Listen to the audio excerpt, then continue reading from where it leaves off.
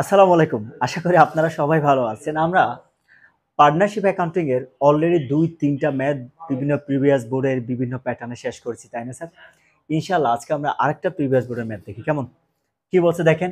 বিধান and Rubel partners in a firm sharing profit and losses in the ratio 60% and 40%। এক্ষেত্রে দেখেন যেহেতু প্রথমে বিধান আছে, বিধান 60%, যেহেতু রুবেল পরে, তার মানে পরেরটা কার হবে? রুবেলের হবে। ওদের ব্যালেন্স শিটের মধ্যে অ্যাসেট এবং লায়াবিলিটিস এর পরিমাণটা দেওয়া আছে। একই সাথে এখানে কিছু জিনিস আছে স্যার, আপনার একটু কাইন্ডলি খেয়াল করতে হবে। স্যার সবচেয়ে ইম্পর্টেন্ট হচ্ছে কি জানেন, এই যে নিচের জিনিসগুলো একটু আমরা খেয়াল করি। এক এক কত 2013 জাহিদ ইস টেকেন, নতুন আরেকজন পার্টনার আসছে, ওরা দুজন ছাড়া কে কে? বিধান এবং রুবেল ছাড়া আরেকজনকে নতুন পার্টনারকে নিয়ে আসে। তাকে কি কি কন্ডিশন দিয়েছে দেখেন। প্রথমে কি পয়েন্টটা খেয়াল করেন। হি ব্রিংস টাকা 1,50,000 অ্যাজ ক্যাপিটাল, তার মানে সে ক্যাশ নিয়ে আসছে। এখন নতুন ভাবে নিয়ে ক্যাশ আসছে কত দেখেন, 1,50,000 and 50,000 as a goodwill for 1/4 of the share। মানে এটা কার কার? বিধান এবং রুবেলের যতটুকু আছে তার মধ্যে কে স্পেসিফিক করে বলা আছে আমার এখানে। সে কত ভাবে? 1/4 of the share।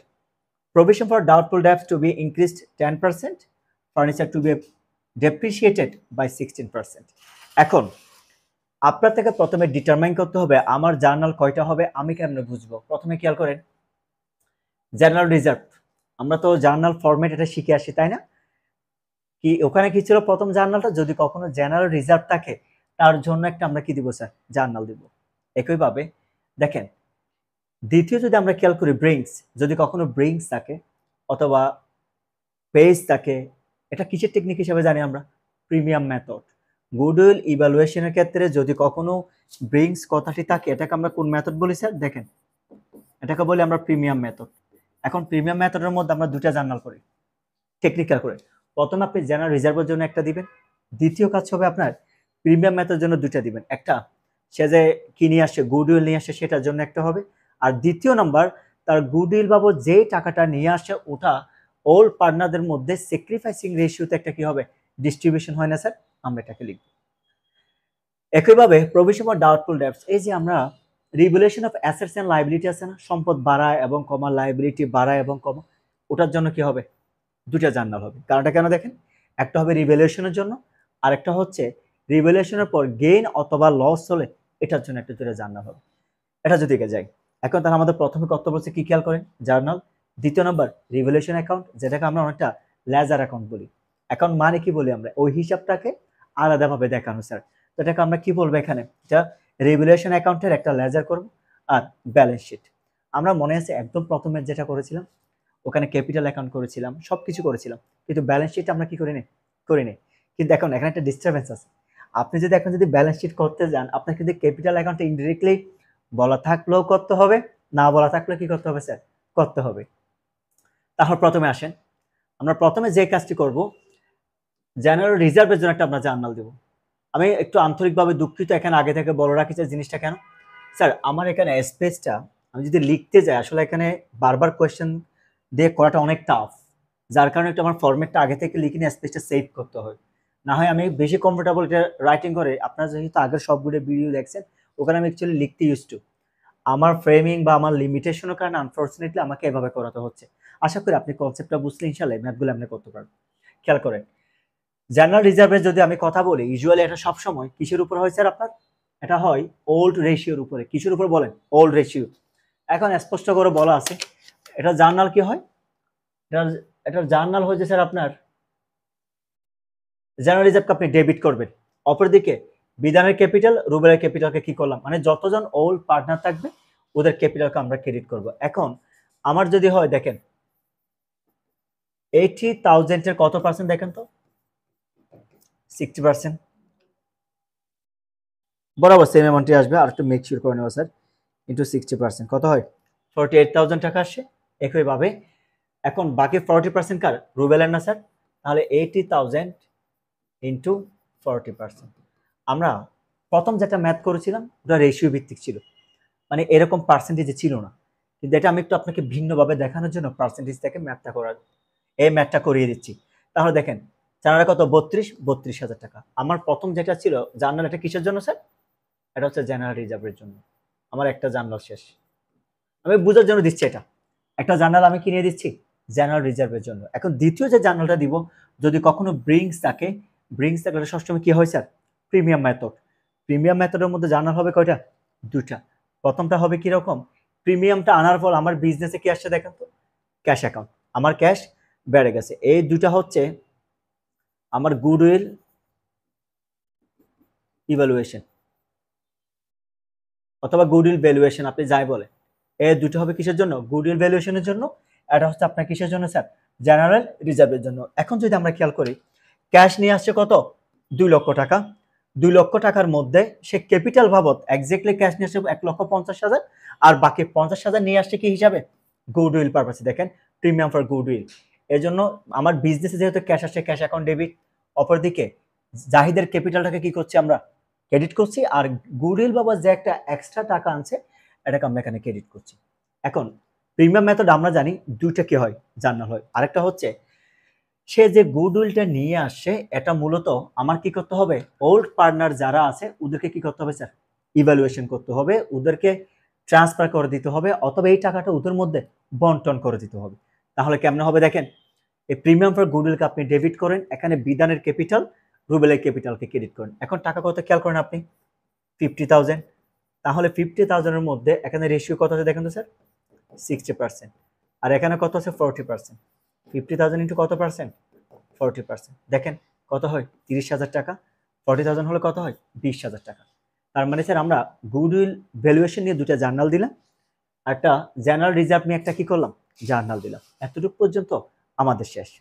এবার তৃতীয় নাম্বার যেটা আছে, এটা হচ্ছে revaluation of assets and liabilities. আমরা সবাই আগে একটা কনসেপ্ট মাথায় রাখি, আমার কোম্পানির জন্য বা যদি ব্যাটারমেন্ট হয়, কোম্পানির জন্য যদি ভালো হয়, রিভ্যালুয়েশন সবসময় ক্রেডিট।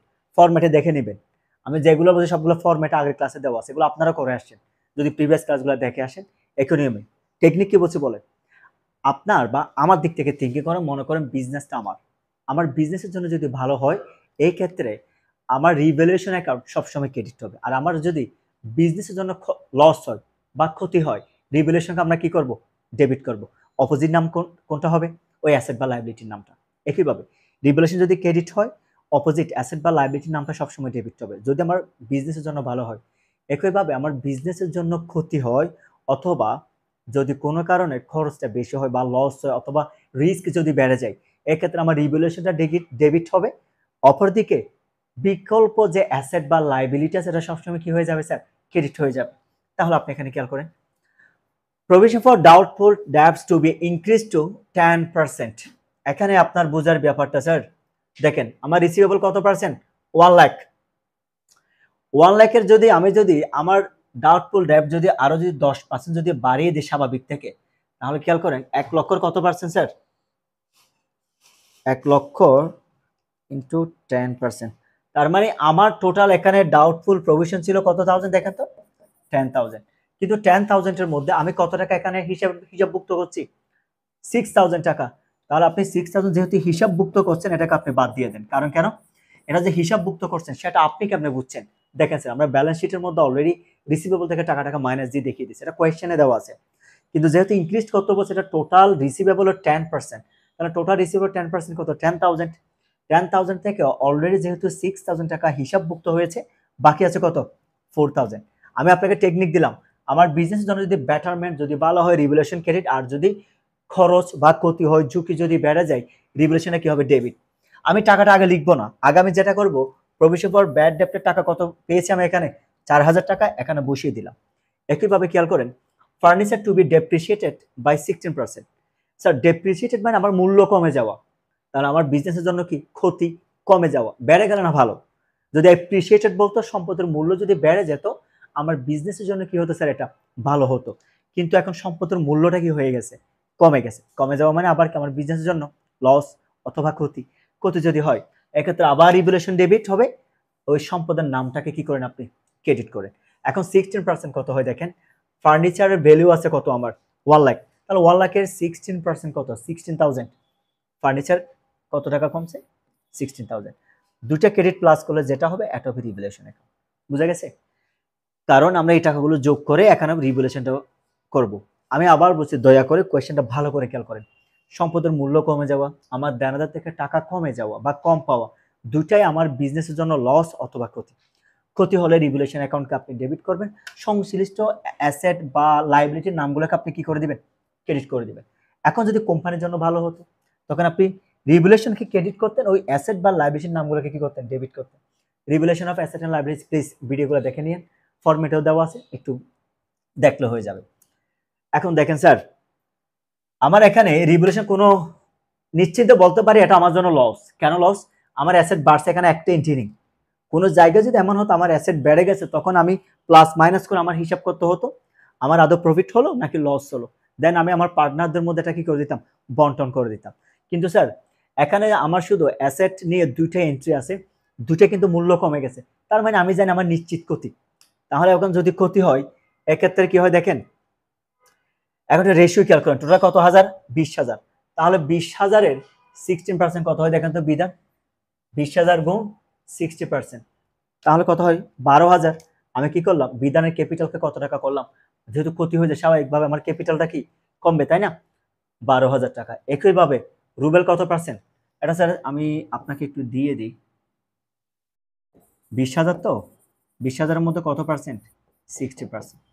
এটা হচ্ছে আপনার 20,000-এর মধ্যে কত পার্সেন্ট ইন্টু এটা 60, এটা হচ্ছে 40%। এটা কত পার্সেন্ট, রুবেলেরটা তো আমাদের কত আছে স্যার, 40%, তাই না। দেখ আমরা 40% দিই, 40% দিই, তাহলে কত হয়, 8,000। তাহলে এক্ষেত্রে দেখেন রিভ্যালুয়েশন কি হয়ে গেছে, 20,000। আবার বলছি, এখন যদি বলতো স্যার এটা যদি প্রফিট হতো, উল্টো হয়ে যেত। প্রফিট হলে কি হতো, রিভ্যালুয়েশন ডেবিট হয়ে যেত, আর ক্যাপিটাল গুলো কি হয়ে যেত স্যার, ক্রেডিট হতো। এগুলো স্যার আমি সেগমেন্ট বেসিস ডিটেলস পড়াই আসছি, সেম জিনিসকে আবার দিচ্ছি। যদি এটা হয়ে যায়,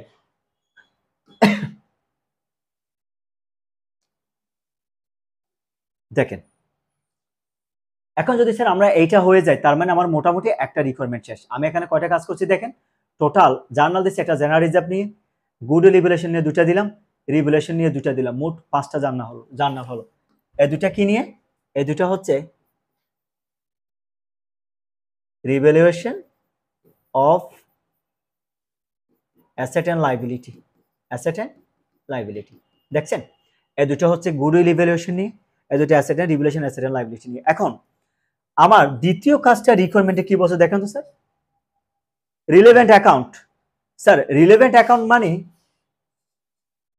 এটা এটা আসলে দুইটা কোয়েশ্চেন মিন করে।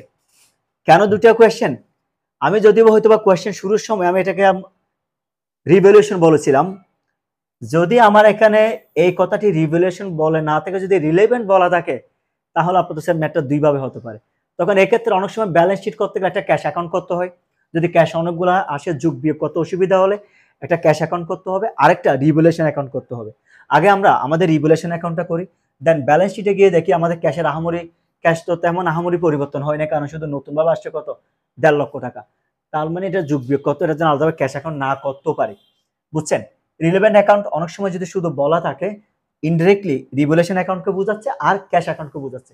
কোয়েশ্চেন খেয়াল করে কি বলছি আমি, ক্যাশ অ্যাকাউন্টকে বোঝাচ্ছে অথবা কি আপনার ওই রিভ্যালুয়েশনকে বোঝাচ্ছে, অথবা এখানে আপনাকে স্পেসিফিক করে এরকম বলে দেওয়াই থাকতে পারে, রিভ্যালুয়েশন অ্যাকাউন্ট স্যার, দুটো থাকতে পারে।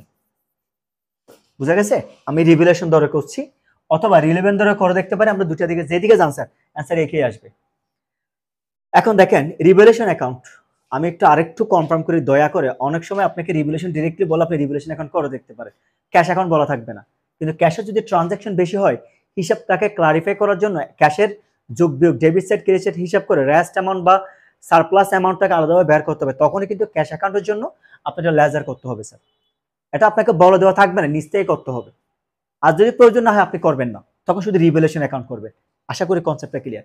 এখন রিভ্যালুয়েশন অ্যাকাউন্ট যদি আমি করতে যাই, এখানে একটা জিনিস খেয়াল করি, আমি আমার রিভ্যালুয়েশনটা কোন কোন জায়গায় আছে একটু দেখি। আমি এখানে দেখেন, আমি সব জার্নাল থেকে, এখানে কোনো রিভ্যালুয়েশন নেই, এখানে কোনো রিভ্যালুয়েশন নেই, এখানেও রিভ্যালুয়েশন নেই, রিভ্যালুয়েশন আছে এখানে। আমি শুধু এখান থেকে দেখা দিলে আপনাকে হয়ে যাচ্ছে, একটু খেয়াল করেন। আমার রিভ্যালুয়েশন কত আছে ডেবিটে, ডেবিটে আছে দুইটা, কিন্তু আপনি রিভ্যালুয়েশনে গিয়ে কখনো রিভ্যালুয়েশনের নামটা লিখবেন না, অপোজিট নামটা লিখবেন। প্রভিশন ফর ব্যাড ডেবটস কত, 4,000 টাকা আমরা লিখলাম, ফার্নিচার লিখলাম কত 16,000 টাকা। এখন এখানে দেখেন রিভ্যালুয়েশনের অপর নাম কি দেখেন, বিধান ক্যাপিটাল, রুবেল ক্যাপিটাল। এগুলো কিসের জন্য? রিভ্যালুয়েশন লসের জন্য। আমি লস এন্ড রিভ্যালুয়েশনে গিয়ে দেখেন এখানে 12,000 8,000 করলে কি হয় 20,000। এখন আমার এখানে কি হয়ে গেছে স্যার, ডেবিট যদি আমি হিসাব করি আমার ডেবিট এবং ক্রেডিট উভয়ে কি হয়ে গেছে সমান, কারণ আমি যেটা লস আছে সেটাকে আবার কি করলাম, যেহেতু ট্রান্সফার দিয়ে দিয়েছি, দুটো আপনা আপনি অটোমেটিক্যালি কি হয়ে সমান হয়ে গেছে। এখন আমার পরের রিকোয়ারমেন্ট একটু যাই, পার্টনার্স ক্যাপিটাল অ্যাকাউন্ট। স্যার এখন ক্যাপিটাল অ্যাকাউন্টে যদি আমরা যাই, ক্যাপিটাল অ্যাকাউন্টের দুইটা সাইড থাকে স্যার। কয়টা সাইড? দুইটা। একটা হচ্ছে আপনার ডেবিট আর একটা হচ্ছে কি ক্রেডিট। যতগুলা ক্যাপিটাল থাকে আমরা আসলে সব জার্নাল থেকে করবো, শুধু এই একটা এন্ট্রি চার আমি আপনাকে দেখাই। এখানে আপনি খেয়াল করেন, এখানে পার্টনার্সের ক্যাপিটাল কত আছে? বিধানের 2 লক্ষ টাকা, রুবেলের কত 1 লক্ষ টাকা।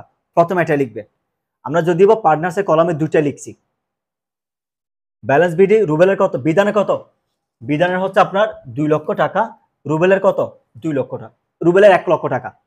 আনফরচুনেটলি কত হচ্ছে স্যার, এটা 2 লক্ষ এবং কত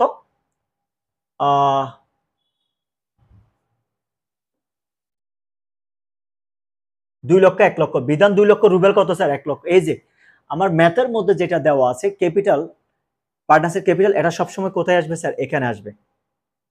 আমি এই জিনিসটা বসাই দিলাম। এখন আপনি ভাবতে পারেন স্যার আপনি ওই জাহিদের টানেন না কেন? আমার তৃতীয় পার্টনার নাম কি ছিল স্যার? জাহিদ। স্যার জাহিদ তো আলাদাভাবে ক্যাশ নিয়ে আসছে, এগুলো তো ওল্ড পার্টনারের কি ক্যাপিটাল ছিল, তাই না? এখন পরে দেখেন জাহিদ কত টাকা নিয়ে আসে, 1.5 লক্ষ টাকা। আপনি জাহিদেরটা লিখেন, জাহিদের কলম কত 1.5 লক্ষ টাকা লিখছেন। এবার এখান থেকে যদি হয়ে যায়, এখানে আসেন, এখানে ক্যাপিটাল কোথায় কোথায় আছে দেখেন, আপনি জার্নালে খেয়াল করেন, দেখেন তো বিধানের ক্যাপিটাল এখানে কত আছে, জেনারেল রিজার্ভ বাবদ 48,000, 32,000, এটা লিখেন আপনি। এখানে দেখেন জেনারেল রিজার্ভ 48,000, আর এখানে কত,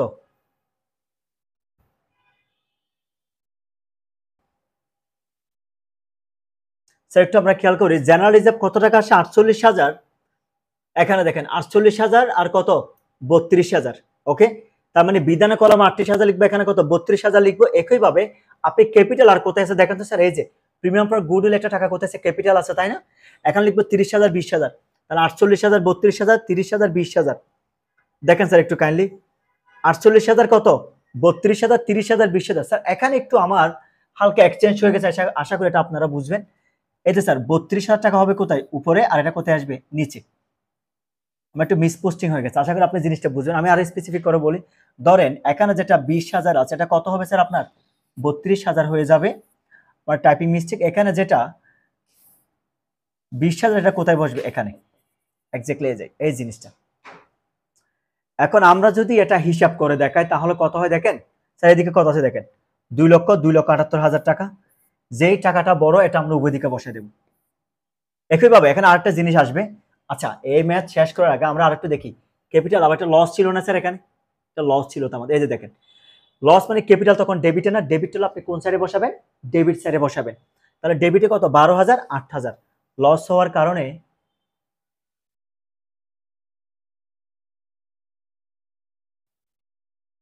দেখেন স্যার 12,000, 8,000 বসাই দিচ্ছি তাই না? এখন একটু আমরা খেয়াল করব,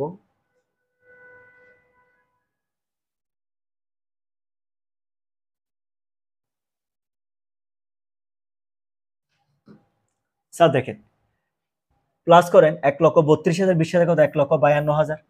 যেই টাকাটা বড় এটা আমরা উভয় দিকে বসাই দিচ্ছি 1,52,000।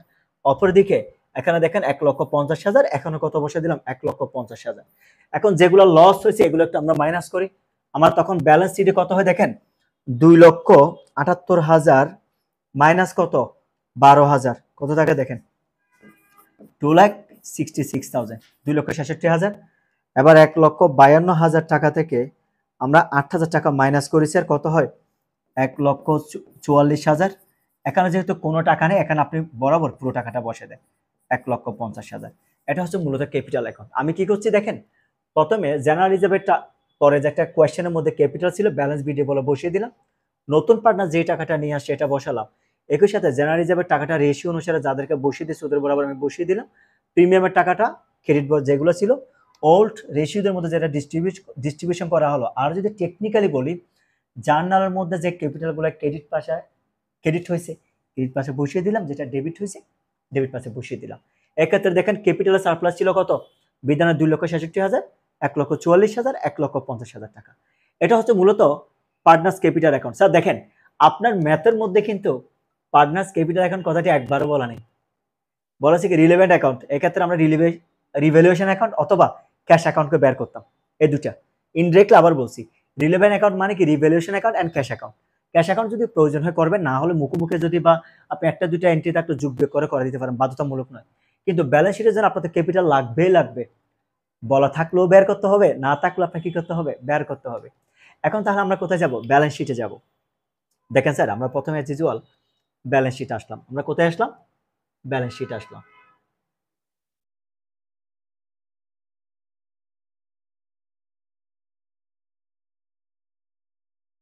স্যার আমরা যদি ব্যালেন্স শিট আসে প্রথমে একটা জিনিস দেখাই, আমার পার্টনার একটা ক্যাপিটাল অ্যাকাউন্ট দেখছেন, ক্যাপিটাল ব্যালেন্স শিট বলে কত কত ছিল। এটাকে আমরা বিধানের 2,66,000, রুবেলের 1,44,000, জাহিদের 1,50,000, আমার ক্রেডিট পাশে সবগুলো যোগ করলে কত হয় 5,60,000, এটা বসিয়ে দিলাম। একই সাথে এখানে যদি আমার ম্যাথের মধ্যে কোনো লাইবিলিটি থাকে সেটা সবার আগে বসাবো আমরা। যেমন অ্যাকাউন্টস পেয়েবল কত আছে দেখেন তো স্যার, 1,20,000, রিজার্ভ নিয়ে কাজ হয়ে গেছে, বিধান ক্যাপিটাল কাজ হয়ে গেছে। আরেকটা আছে কি অ্যাকাউন্টস পেয়েবল, আমরা দেখেন এখানে অ্যাকাউন্টস পেয়েবলকে বসিয়ে দিলাম। অ্যাকাউন্টস পেয়েবল কত, 1,20,000 টাকা।